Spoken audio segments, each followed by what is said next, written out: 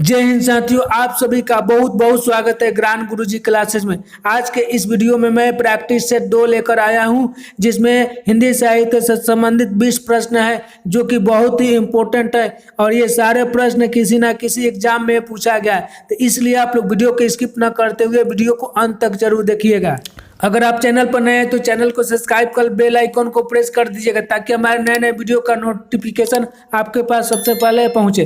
तो चलिए दोस्तों, देर न करते हुए हम लोग प्रश्न की ओर चलते हैं और स्क्रीन पर पहला प्रश्न है, अपभ्रंश को पुरानी हिंदी किसने कहा है। आपको बताना है कि अपभ्रंश को पुरानी हिंदी किसने कहा है। आपका ऑप्शन है ग्रियर्सन, श्याम सुंदर दास, चंद्रशेखर शर्मा गुलेरी, भारतेंदु हरिश्चंद्र। तो दोस्तों आपका सही उत्तर क्या होगा? सी, चंद्रधर शर्मा गुलेरी। सही उत्तर क्या होगा? सी, चंद्रधर शर्मा गुलेरी। दोस्तों यहाँ पर एक और प्रश्न बनेगा कि उसने कहा था कहानी किसकी है।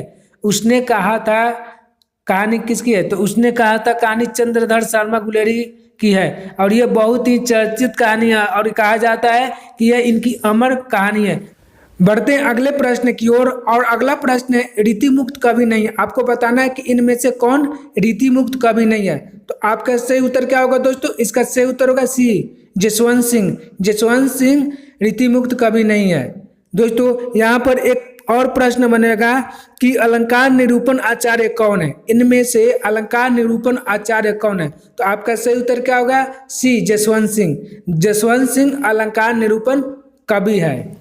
बढ़ते हैं अगले प्रश्न की ओर और अगला प्रश्न है, हिंदी की पहली कहानी लेखिका का नाम है। आपको बताना है कि हिंदी की पहली कहानी लेखिका का नाम क्या है। तो दोस्तों आपका सही उत्तर क्या होगा?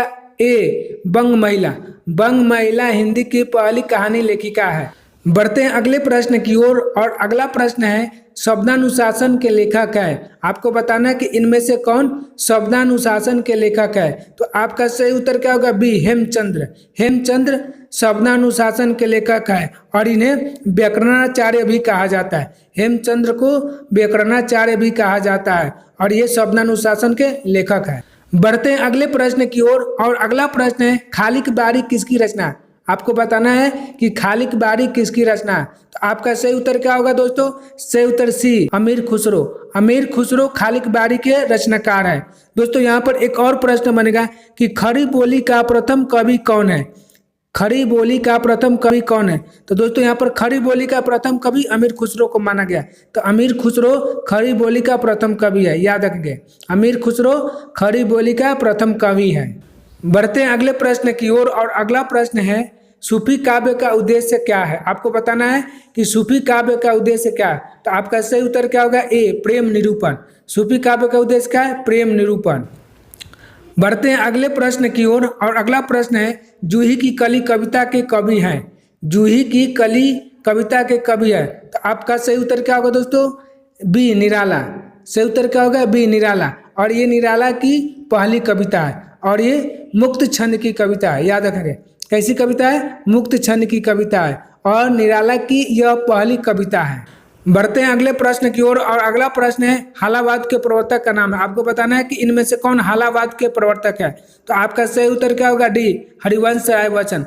हरिवंश राय बच्चन हालावाद के प्रवर्तक है। दोस्तों यहाँ पर एक और प्रश्न बनेगा कि निशा निमंत्रण और मधुशाला के लेखक कौन है। निशा निमंत्रण और मधुशाला के लेखक कौन है। तो आपका सही उत्तर क्या होगा? हरिवंश राय बच्चन। हरिवंश राय बच्चन ने निशा निमंत्रण और मधुशाला की रचना की है। बढ़ते अगले प्रश्न की ओर और अगला प्रश्न है, संचारी भाव की संख्या है। आपको बताना है कि संचारी भाव की संख्या कितनी है। तो दोस्तों आपका सही उत्तर क्या होगा? बी, 33। संचारी भाव की संख्या कितनी है? 33 है। बढ़ते हैं अगले प्रश्न की ओर और अगला प्रश्न है, कवि वचन सुधा के संपादक थे। आपको बताना है कि कवि वचन सुधा के संस्थापक कौन थे। तो आपका सही उत्तर क्या होगा? बी, भारतेंदु हरिश्चंद्र। सही उत्तर क्या होगा? भारतेंदु हरिश्चंद्र। और यह 1868 ईस्वी में प्रकाशित हुई थी। इसको भी याद रखेंगे। ये कब प्रकाशित हुई था? 1868 ईस्वी में। और कहाँ से प्रकाशित हुई थी? काशी से, याद रखेंगे। यह पत्रिका काशी से प्रकाशित हुई थी।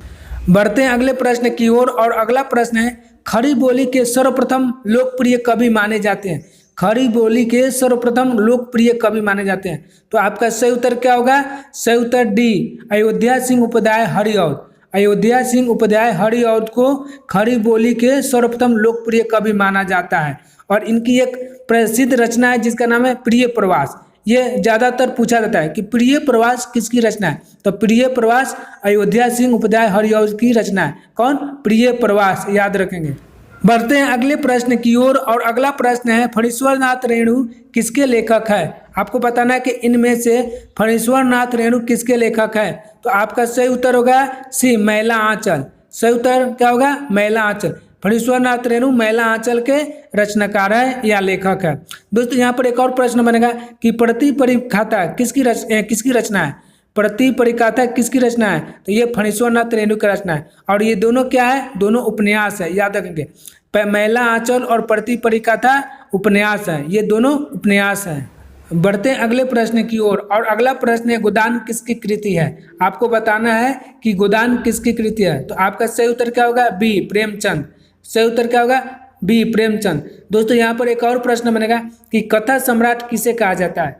कथा सम्राट किसे कहा जाता है। अगर आपको इस प्रश्न का उत्तर मालूम है तो कमेंट्स बॉक्स में जरूर लिखिए कि कथा सम्राट किसे कहा जाता है। तो दोस्तों कथा सम्राट मुंशी प्रेमचंद को कहा जाता है। क्यों कहा जाता है? कि इन्होंने अधिक से अधिक कथा लिखी है, यानी कि कहानी लिखी है, इसलिए इनको कथा सम्राट कहा जाता है।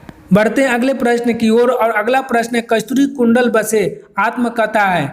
कस्तूरी कुंडल बसे आत्मकथा किसका है, तो आपका सही उत्तर क्या होगा? मैत्रेयी पुष्पा की। आपका सही उत्तर क्या होगा? बी, मैत्रेयी पुष्पा। कस्तूरी कुंडल बसे मैत्री पुष्पा की आत्मकथा है। बढ़ते हैं अगले प्रश्न की ओर और अगला प्रश्न है ज्ञान मार्गी शाखा के कवियों को किस नाम से पुकारा जाता है। ज्ञान मार्गी शाखा के कवियों को किस नाम से पुकारा जाता है, तो आपका सही उत्तर होगा डी, संत कवि। हाँ, संत कवि। और संत कवि का संत काव्य धारा के सबसे सर्वश्रेष्ठ कवि कौन है, तो कबीरदास। याद रखेंगे कि संत काव्य धारा के सबसे सर्वश्रेष्ठ कवि कौन है, कबीरदास है। तो ज्ञान मार्गी शाखा के कवियों को संत कवि के नाम से पुकारा जाता है। आपका सही उत्तर क्या होगा? डी, संत कवि। बढ़ते हैं अगले प्रश्न की ओर और अगला प्रश्न है अपभ्रंश का वाल्मीकि किसे कहा जाता है। आपको बताना है कि अपभ्रंश का वाल्मीकि किसे कहा जाता है, तो आपका सही उत्तर क्या होगा? डी, स्वयंभू। स्वयंभू को अपभ्रंश का वाल्मीकि कहा जाता है। बढ़ते हैं अगले प्रश्न की ओर और अगला प्रश्न है चंद्रबरदाई किसके दरबारी कवि थे। आपको बताना है कि चंद्रबरदाई किसके दरबारी कवि थे, तो आपका सही उत्तर क्या होगा दोस्तों? डी, पृथ्वीराज चौहान। चंद्रबरदाई पृथ्वीराज चौहान के दरबारी कवि थे और इनकी बहुत ही चर्चित काव्य है और उसका नाम क्या है? पृथ्वीराज रासो। बहुत ही चर्चित काव्य ग्रंथ है जिसका नाम क्या है? पृथ्वीराज रासो। इसको आप लोग याद रखेंगे, परीक्षा में पूछा भी जाता है कि पृथ्वीराज रासो किसकी कृति है, तो पृथ्वीराज रासो चंद्रबरदाई की कृति है, याद रखेंगे। बढ़ते हैं अगले प्रश्न की ओर और अगला प्रश्न कठिन काव्य का प्रेत किस कवि को कहा जाता है। आपको बताना है कि कठिन काव्य का प्रेत किस कवि को कहा जाता है, तो आपका सही उत्तर क्या होगा दोस्तों? डी, केशवदास। केशवदास को कठिन काव्य का प्रेत कहा जाता है। दोस्तों यहाँ पर एक और प्रश्न बनेगा कि कठिन काव्य का प्रेत केशवदास को किसने कहा है। इसको आप लोग याद रखेंगे कि कठिन काव्य का प्रेत केशवदास को किसने कहा है, तो आचार्य रामचंद्र शुक्ल। याद रखें किसने कहा है? आचार्य रामचंद्र शुक्ल ने केशवदास को कठिन काव्य का प्रेत कहा है। बढ़ते अगले प्रश्न की ओर और अगला प्रश्न है द्विवेदी युग का नामकरण किसके नाम पर हुआ है। आपको बताना है कि द्विवेदी युग का नामकरण किसके नाम पर हुआ है, तो आपका सही उत्तर क्या होगा दोस्तों? बी, महावीर प्रसाद द्विवेदी। सही उत्तर क्या होगा? बी, महावीर प्रसाद द्विवेदी नाम पर द्विवेदी युग का नामकरण हुआ है। बढ़ते हैं अगले प्रश्न की ओर और अगला प्रश्न है हिंदी प्रदीप के यशस्वी संपादक का नाम है। आपको बताना है कि हिंदी प्रदीप के संपादक कौन है, तो दोस्तों आपका सही उत्तर क्या होगा? बी, बालकृष्ण भट्ट। सही उत्तर क्या होगा? बी, बालकृष्ण भट्ट। दोस्तों यहाँ पर एक और प्रश्न बनेगा कि हिंदी प्रदीप का संपादन कब हुआ था। हिंदी प्रदीप का संपादन कब हुआ था, तो 1 सितंबर 1877 ईस्वी। याद रखेंगे 1 सितंबर 1877 ईस्वी को हिंदी प्रदीप का संपादन हुआ था। और कहाँ हुआ था ये भी याद रखना है, तो ये कहाँ हुआ था? प्रयागराज इलाहाबाद में। याद रखेंगे कि हिंदी प्रदीप का प्रकाशन कहाँ हुआ था? प्रयागराज इलाहाबाद में हुआ था। कब हुआ था? तो 1877 ईस्वी में हुआ था।